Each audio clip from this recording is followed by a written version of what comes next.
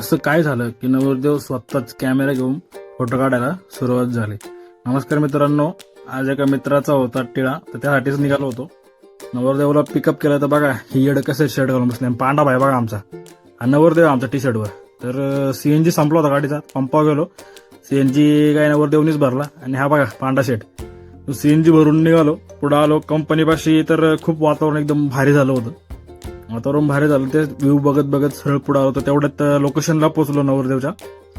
वातावरण चेक करा, एकदम पाहून चेक करून क्लास वाटत होता. तेवढ्यात नवरदेवही उरकून आला, त्याचा एकदम मस्त शर्ट बीट घालून.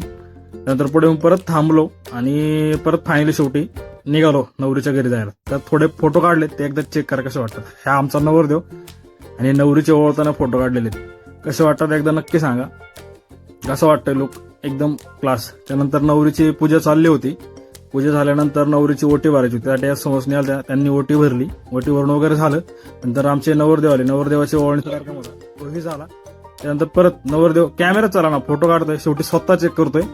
असं करत करत शेवटी आम्ही आलो विकेंडरला कामशेडमध्ये. हे आमचा पांडव आहे. थोडे गाड्यांचे वगैरे फोटो काढले आणि आता हे आमचे भावी नवरदेव, यांचंही 22 तारखेला लग्न आहे. सगळ्यांनी यावर का